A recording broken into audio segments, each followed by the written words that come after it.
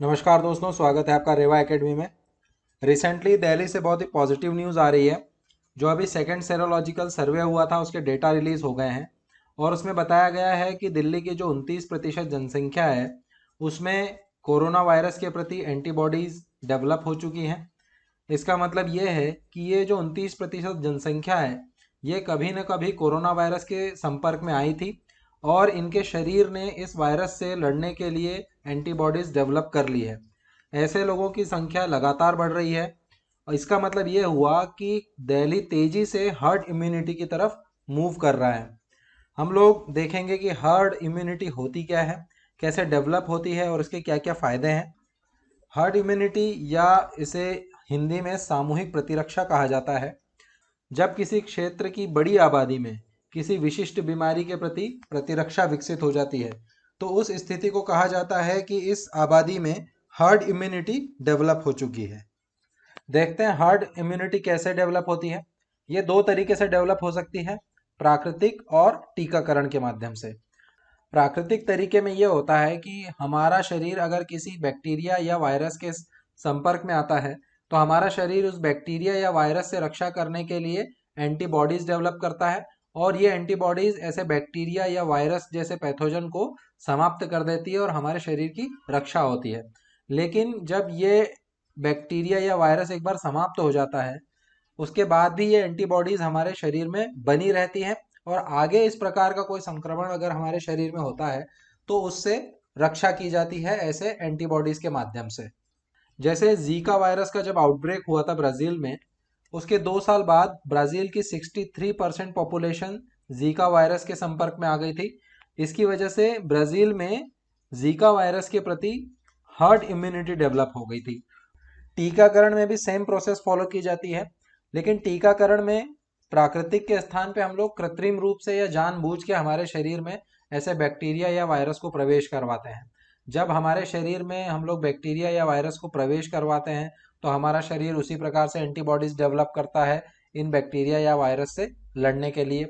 लेकिन ये जो बैक्टीरिया या वायरस होते हैं ये या तो निष्क्रिय होते हैं या बहुत कमज़ोर होते हैं। जैसे जो पोलियो का टीका हमको दिया जाता है उसमें पोलियो का वायरस होता है, लेकिन वो वायरस बहुत निष्क्रिय होता है या बहुत कमज़ोर होता है।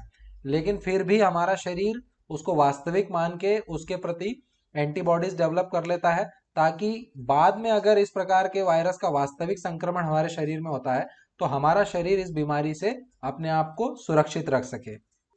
हर्ड इम्यूनिटी कैसे डेवलप होती है यहाँ पे देखिए इस डायग्राम में बताया गया है। ये कोई एक कम्युनिटी है मान लीजिए।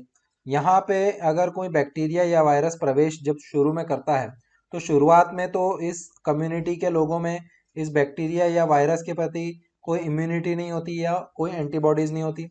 लेकिन जैसे जैसे ये लोग इन्फेक्टेड होते चले जाएंगे इनमें एंटीबॉडीज़ बनती चली जाएगी और इनका शरीर इम्यून होता चला जाएगा।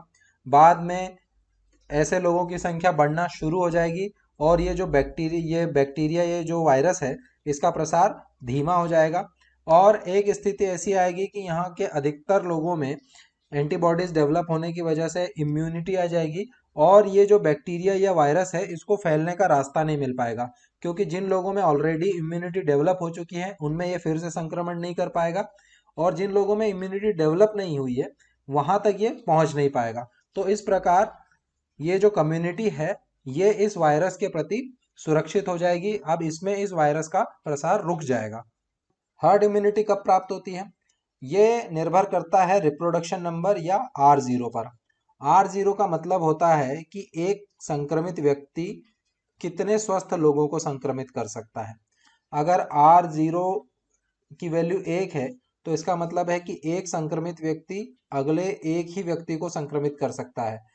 लेकिन R0 की वैल्यू अगर 2 है इसका मतलब यह है कि एक संक्रमित व्यक्ति 2 स्वस्थ लोगों को संक्रमित कर देगा।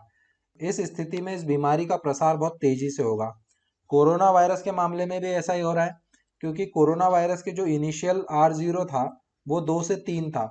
इसी वजह से ये बीमारी पूरी दुनिया में इतनी तेजी से फैली और इसको कंट्रोल करना बहुत मुश्किल हो गया।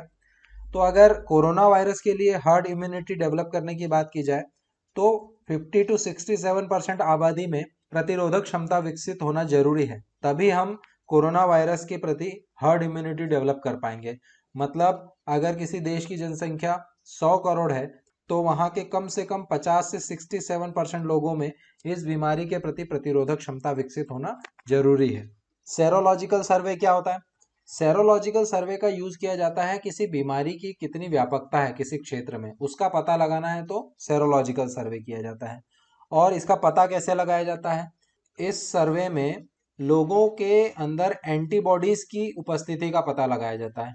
मतलब किसी व्यक्ति में अगर एंटीबॉडीज है, इसका मतलब यह है कि वो व्यक्ति कभी न कभी इस बीमारी की चपेट में आ चुका है, तभी उसमें एंटीबॉडीज डेवलप हुई हैं।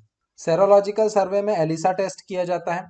एलिसा का मतलब होता है आईजीजी, एंजाइम लिंक्ड इम्यूनोसॉर्बेंट असे। इस सर्वे में सार्स CoV-2 के संक्रमण का पता लगाया जाता है। मतलब कौन से लोग इस वायरस से प्रभावित हुए थे, उनका अनुपात निकाला जाता है। ये सार्स CoV-2 क्या है? यही वो वायरस है जिससे कोविड-19 होता है। मतलब कोविड-19 का जो वायरस है उसका नाम है सार्स CoV-2। सार्स CoV-2 का फुल फॉर्म क्या है? Severe acute respiratory syndrome corona virus 2। तो इसी वायरस की वजह से कोविड-19 बीमारी फैल रही है।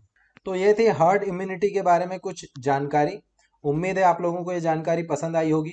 अगर आप लोगों को ये वीडियो पसंद आया तो इस वीडियो को लाइक कीजिए, ज़्यादा से ज़्यादा शेयर कीजिए और रेवा एकेडमी चैनल को सब्सक्राइब करके बेल आइकन प्रेस कर दीजिए ताकि आगे आने वाले वीडियोस के बारे में आप लोगों को नोटिफिकेशन मिलता रहे और आप वीडियोस टाइम पर देख सकें। तो अभी के लिए इस वीडियो में इतना ही। मिलते हैं हम लोग अगले वीडियो में नेक्स्ट टॉपिक के साथ। तब तक के लिए गुड बाय।